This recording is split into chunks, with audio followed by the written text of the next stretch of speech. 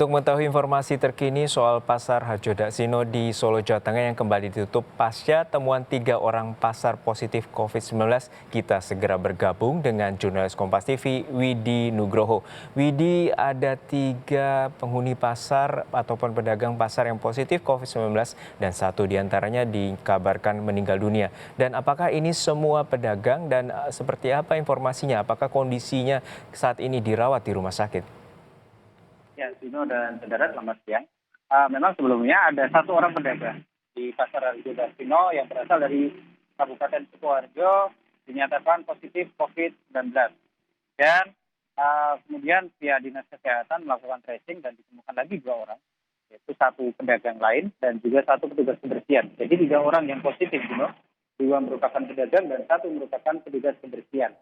Dan rencana awal adalah pasar ini ditutup hingga hari ini saja. Dalam artian ditutup 2 hari mulai kemarin hingga hari ini dan bisa dibuka lagi besok.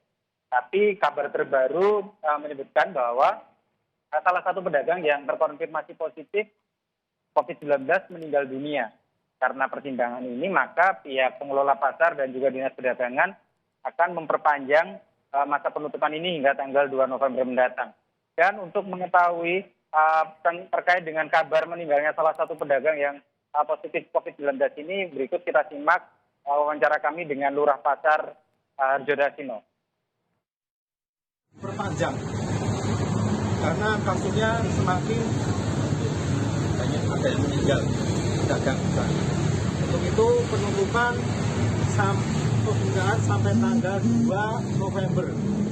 Mohon maaf sekali lagi atas perintah dari Pak Dinas Perdagangan dan DKK.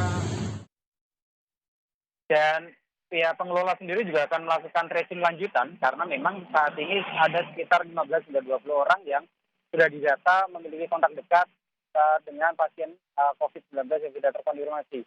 Dan rencananya besok akan dilakukan tes usap di Rumah Sakit Umum Daerah Bung Karno kepada mereka, serta sterilisasi ataupun penyemprotan desinfektan akan semakin diintensifkan hingga tanggal 2 November mendatang. Dino. Ya, Widi, seperti Anda sampaikan bahwa akan melakukan penyemprotan disinfektan dan juga penutupan pasar dilakukan hingga 2 November mendatang. Lalu seperti apa upaya pelacakan maupun tracing terhadap pedagang maupun penghuni di pasar tersebut yang ditengarai melakukan kontak erat dengan 3 orang yang dinyatakan positif dan yang informasinya ada 1 pedagang meninggal dunia? Ya, Dino, dari 3 orang yang terpapar COVID-19, 1 orang merupakan warga Kabupaten Sukoharjo. Dalam hal ini, Dinas Kesehatan Kota Solo sudah berkoordinasi dengan Dinas Kesehatan di Kabupaten Sukoharjo untuk melakukan tracing di sekitar kediaman dari pasien tersebut.